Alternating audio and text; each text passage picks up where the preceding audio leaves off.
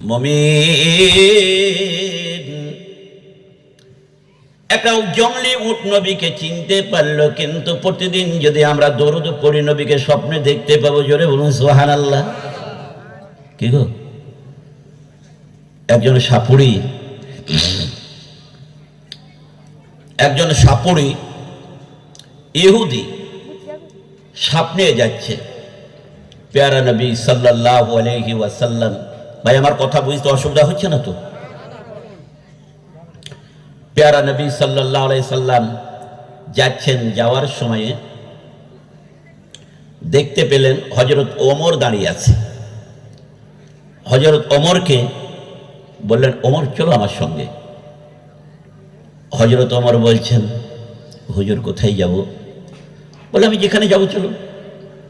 হযরত ওমর নবীজির সঙ্গে যাচ্ছেন, সামনে আছে বিলাল। জোরে বলুন সুবহানাল্লাহ। বিলাল একটা কিনা গোলাম। কি গো, গোলাম ছিল না? আর দেখতে দারুণ সুন্দর। কি গো, কেমন ছিল? কালো কুৎসরি। তাহলে আমার থেকে তো আপনারা অনেক বেশি জানেন। কেমন ছিল? কালো কুৎসরি। ঠোঁটগুলা ছিল এরকম মোটা মোটা। জি, এই ঠোঁট মোটা বলতে যে একটা লাইন আমার মনে পড়ে গেল।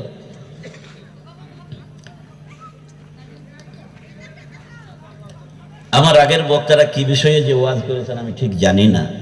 আমি বাড়ি থেকে নিয়ত করে এসেছিলাম যে আল্লাহ আমাকে তো গভীর রাতে তোলাবে, তো আমি সেই সময় যাবতীয় পয়গম্বর ইউসুফ আলাইহিস সালামের জীবনী একটু বলবো ইনশাআল্লাহ। জি আচ্ছা, জি ইউসুফের কাহিনী বলবো, তাই তো? তো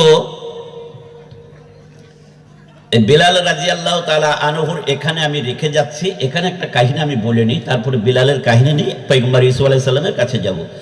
তারপরে মা বোনদের জন্য দু চারটি কথা বলবো ইনশাআল্লাহ, যদি আল্লাহ পাক তৌফিক দেন। ওমা তৌফিক ইল্লা বিল্লাহ। তো আমরা ধৈর্য ধরবো ইনশাআল্লাহ। আপনারা তো জাগবেন একটা রাত, আর আমাদের জাগতে হয় প্রত্যেক রাত আপনাদের দোয়ার বরকত, আল্লাহর রহমতে।